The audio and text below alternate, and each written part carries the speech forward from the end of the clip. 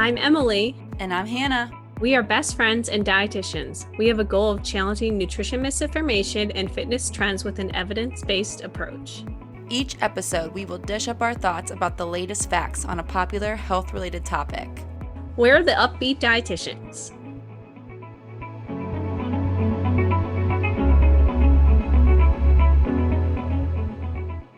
Hello, everybody. Welcome back to a brand new episode of the Up-Beet Dietitians podcast. Today, we are joined by Andrea Mathis, who is a registered dietitian, nutritionist, and owner of the Nourishing food blogs, Beautiful Eats and Things and Little Eats and Things. She is also the author of the Complete Book of Smoothies, 115 healthy recipes to nourish, heal, and energize. Her unconventional and practical approach to providing wholesome recipes and body-inclusive focused nutrition advice has been featured in the nation's leading media outlets, including Good Morning America, Women's Health, Prevention, HuffPost, Shape, and many more.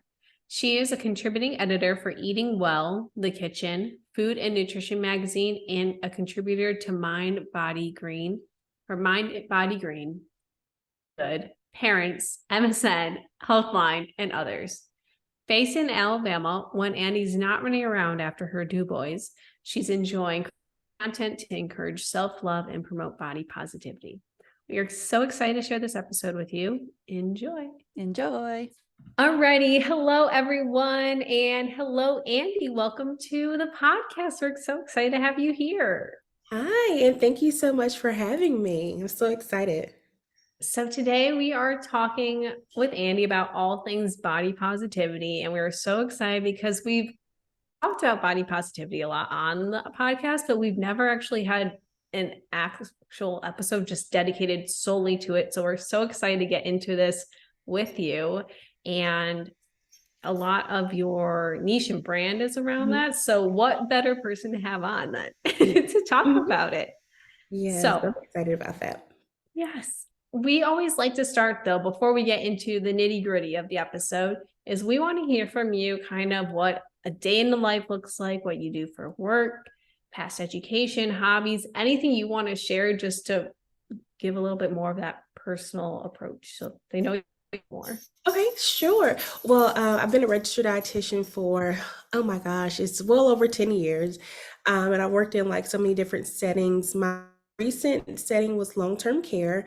And so I worked there for maybe about 8 years. And then I started my blog while I was working there. And then after I started the blog, like a year later, I left that job to do the blogging full time. And yeah, and it's worked out ever since. I just kind of jumped out there, just praying that everything would just work out. But yes, so I've been doing the blogging, some food photography, media contributions to different, websites and things like that. So yeah, so that's what I do day to day. My days are busy because I have two kids. I have two boys, and they're age 6 and 8. So yeah, so they keep me really, really busy. And I also have two dogs and then my husband. So days are busy and very unpredictable. I actually listened to your episode on blogging with Erica on the Unconventional RD. Such a good episode. Yeah. It was so awesome to hear like how, I know it's so much hard work, gosh, but how seemingly just like you jumped in, like it went, I'm sure again, like so much hard work, but it seemed to just kind of boom, which is so awesome. That's such a cool thing to be able to do. Yeah, it really like took me by surprise. I was not planning on this at all because like I was like, what is blogging? Make money, like I didn't know. So it was a total surprise, but I'm glad it happened. That's so awesome. Well, let's get That's so into cool. today's subject. Again, it's all about body positivity. So let's start right there. Like, first of all, what even is body positivity? Okay, well, so for me, I think body positivity is just like the acceptance and celebration of like bodies, like of all shapes and sizes, skin color, gender, ability, all of those things. And it's just loving your body as it is in its current state. I love that. It's Yeah. so simple and to the point, but I feel like there's all these different definitions, but I feel like that's such a good way to put it. Yeah. Such a good way. Yeah. So being or why what's the importance? And so we kind of like talked about like what it is. Yeah. Why does it matter if we foster this like positive relationship with our body? Or why do you think so? I think it's because like, we live in a society where like we're consumed by diet culture. Everywhere you turn, you see like the ads for weight loss, quick weight loss, teas, pills, all that stuff. And I think it's important for us to have that relationship with our body is to know that we don't have to fit those society standards. We don't have to conform to that. We don't need those teas to have this perfect body. Like we're perfect the way we are. And and it's just important to remember that and have that positive relationship with your body so that you won't be, I guess, discouraged when you see those ads and things like that on social media. That's a good point. I think it helps you kind of have the strength almost to like Yes, live a life in this ridiculous diet culture that we do exactly. reside in. We talk Hmm. about that constantly on the podcast, diet culture as a whole. And we Yeah. do, again, like we touch on body positivity, but we haven't really gone into it specifically. So it is so great to talk about that more. What are some like common misconceptions about body positivity? Like, for example, we get a lot of pushback if we ever discuss it on like social media that it's just like letting yourself go. What are some other like common Yeah. examples that you probably hear when you talk about this on social Yeah. media? Well, yeah, the most common one is like letting yourself go, Mhm. or like or obesity. I get that a lot. And I just think that is the craziest thing because I'm just like, how is loving your body, meaning yourself go? If anything, when you're loving your body and when you're respecting it, you want to take better care of it, so it makes you want to, eat foods that are going to nourish your body, do things, engage in movement that's going to help your body. So I think that people don't understand that, yes, you can love your body. And when you love it, you're going to take care of it. You're going to do those things to take care of yourself. That is such a good point. I've never thought of it that way because I feel like we always think like, oh, I hate my body, so I'm Mhm. gonna like skip this meal or I'm gonna Right. over exercise. But actually, when you respect your body and appreciate it, you Mhm. want it to kind of take care of it as well. You Yeah. see it on a little bit more like level playing field besides this like thing that you resent. Yeah, that is so true. And it's like I go back to my college days when I did not love my body at all, but I was thinner then, because I was on the diets and doing all these things, to make sure that I stay this certain size. And people will probably think, oh yeah, she really loves her body. She looks thin, she looks fit. But I did not. I did not like what I looked like. And I was not respecting my body. I wasn't properly nourishing my body. So yeah, that big misconception is that you just don't care about yourself. Exactly. And you're so right. Like, of course, there's the whole thin ideal, which is a whole other episode on itself. People always think that being thinner is better and that's always healthier, all of that. Right. Um, but yeah, anyway, that's all Uh-huh. just so true. It's such a Yeah. good point to bring up. Hmm. So another term that is kind of being used a lot more in social media and just kind of like the maybe like body acceptance space is Okay. body neutrality. Yes. What's the difference between body positivity and body neutrality? I think that with body positivity, sorry, I think that with body positivity, you're focusing on, loving and celebrating your body, and just really creating that better relationship. But I think with neutrality, it's more so you are not focusing on the body image itself, but maybe how you feel and accepting your body, but you're focusing on things that feel good, so it's just, I think that's where the difference is. And sometimes we can't jump to body positivity because sometimes we're not in that space to love our bodies just yet. So Mhm. body neutrality is a good stepping stone to get there.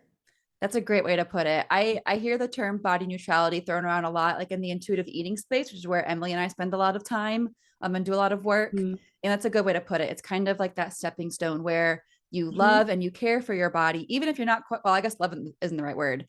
You still care for your body, Yeah. even if you're not quite ready to like Uh-huh. fully love it and embrace it all the time. Like you might be able to do a lot more if you're feeling more body positive. Yeah, exactly. Because people, think that, yeah, body positivity is great, but it can be over to jumping to loving your body. You're like, automatically, like, that's a step. It takes time for people to get there. So, and it's okay if it does take time. I think people need to realize that it's not just this thing that you wake up the next day and like, oh, I love my body. No, it's not going to work that easy, especially if you've had a rough relationship with food and with your body. So it's going to take time, and that's okay. Yeah. And would you agree too that even as someone, like, even if you are very body positive, there are still going to be days that you just simply don't love your body? Would you say that's pretty true too? Oh yeah, that is so true. I mean, you have those days, and I think on those days, that's where I have to be like, okay, well, I may not, love what I look like today, but I'm gonna still eat my breakfast. I'm gonna still, Mhm. do my workout. I'm gonna still respect my body today. Exactly. I again, I feel like it's where the body neutrality and body respect comes in, is right there. Like when the body positivity is Exactly. not quite where you're at in the head, you still are caring for yourself and feeding yourself and maybe doing some gentle movement and all of that. Yes, exactly. I love it. I love it. Well, I'm sure our listeners clicked on this episode because they wanted to learn about body positivity and also like maybe how they could improve upon their own. Mhm. So, how can our listeners who do want to do that learn to cultivate better body image? What are some steps they could take? Well, I think that the biggest thing, especially if you're really struggling with loving your body, is to eliminate that negative self-talk. A lot of times, we're our worst critic, and we kind of, look at ourselves and point out things that other people may not even see, and that's not good to do to ourselves. So I think eliminating that negative self-talk and maybe replacing it with those positive affirmations. And it Mhm. doesn't have to be, oh, I just love what I look like today. It can be something as simple as, okay, well, I like the fact that my body allowed me to wake up this morning. I like my smile. I like, just something small to start with. I think that really helps to put you into the right direction. And also like surrounding yourself with positivity. And that may mean unfollowing some people on social media. Some accounts can be a little bit toxic. So if you want to just, eliminate and just unfollow some of those people, maybe even eliminate some people in your life that may, be full of negativity, you might need to distance yourself from that as well. And then another big thing is to stop comparing yourself to others. We all do it, and it's just something, that we do. We're human. But it's just really try hard not to do that, because we're all different. So we're not going to be the same. We're never going to be, the same as someone else or look the same. So I think it's important to remember that and stop, comparisons, because it doesn't lead to anything positive. No, I don't know if comparing really ever has. No. And I was Um, like, I don't really know if that ever really has brought out anything great. But yeah. those are all really good straight steps Mhm. to take. Is there, and I feel like sometimes people, or let's say more so, like, what if people kind of start implementing these changes and then they find themselves like getting discouraged? And for them then. Yeah, I would say, I don't know if people, I love to keep a journal, and it's just, just to kind of write down some feelings, and why I'm feeling this way. And you wouldn't think that it helps, but to write out some of those feelings, it helps. You can also go back, like maybe if you're feeling better one day and then maybe not so good the next day, you can go back to when you were feeling a little bit better and write out those feelings and how it, and what did you do to that better point, so I think maybe kind of keeping a journal, maybe writing down some things of how you're feeling, your good days, your bad days, that really helps. And focusing on things that you like about yourself. I think that's also a big thing. Like I said, we're so critical of ourselves, but keep focusing on those things that you love about yourself. It can be something so small, but that also can help. I'm all for team journaling. I Same. love journaling as Yeah, well. I feel like it more people need to do helps. it. Yeah. Uh-huh. Oh yeah. I think so. Cool. So we kind of like to end our episodes. I realize we didn't include this in the outline for you, so you Oh, don't know it's coming. okay. But we Uh-oh. like to no, it's it's not something scary. We like to kind of end the main material substance part of the episode with like your final thoughts. So we joke that like if a listener or to only tune in at this time, which obviously I don't think any of them really are. But what would you kind of want to leave them with? Like the last message you want to relay to them about everything we just talked about? Yeah, I would say to do what's best for you. We talked about body positivity and then we also talked about body neutrality. And if you're not at the point to where you can say, I just love everything about my body, let's start small. Let's start with acceptance. Let's start with respect. Let's, start with cutting out the negative self-talk. Let's start there first. And then maybe eventually you can get to the point to where you are loving and celebrating your body. And I think it's important to remember that it's a process and that it won't happen overnight. And if it takes a while, it's completely okay. That's so important because I know for a fact that so many humans don't like their bodies Yeah. much, if at all, just because of, various reasons. So I think that's amazing to enforce and encourage that like little baby step which Yes. is still a really big, hard step for sure, but not jumping from maybe a little bit of dislike and even hatred all the way to love. That can be just a very large step to take and make it feel almost impossible. And then they kind of give up and then just kind of stay in that spot of not liking their body and maybe themselves as a whole. So I think that's great. That's a really good, I think, overarching idea for them to work on. Yes. Thank you. Perfect. Well, so much for coming on to today's episode. It was an absolute pleasure having you on. We like to give you this space now because we want, if our listeners want to hear more from you, we want to hear where they can hear from you. So if you have any Instagram, I'm like forcing some social media. It will be Instagram. You do not have to plug Instagram if you don't want to. If there's any social medias you want to plug, your blog, websites, any other services, whatever it is, the floor is yours. Well, thank you. So, so I do have a blog, Beautiful Eats and Things. I also started a YouTube channel last year. So, yeah, check that out at Beautiful Eats and Things. I also have TikTok, Instagram, LinkedIn, Facebook, Twitter, all of that. And I also have another website called Little Eats and Things.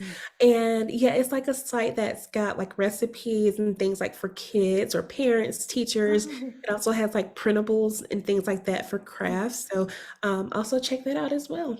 That's so cool. Well, we will link all that below for listeners to find.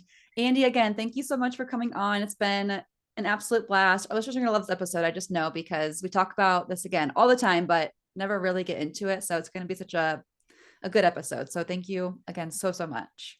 Thank you for having me. Thank you guys so much for that. Yes. Well, thank you everyone for listening to today's episode. We will catch you next week. Otherwise, have a wonderful rest of your day. All right. Bye, guys. Thank you so much for tuning in on this episode of the Up-Beet Dietitians with your hosts, Emily Krause and Hannah Thompson. We appreciate you all so much for continuing to support us. In order to support us and sustain the success of this podcast, please subscribe and leave a rating and review. If you'd like to provide us feedback for future episodes and guest stars, follow us on Instagram at the Up-Beet Dietitians. Lastly, you can show us support by providing a monthly donation using the link at the end of our bio. Once again, thank you so much for listening today and stay tuned next Wednesday for a new episode. Until then, we hope you have a wonderful rest of your week.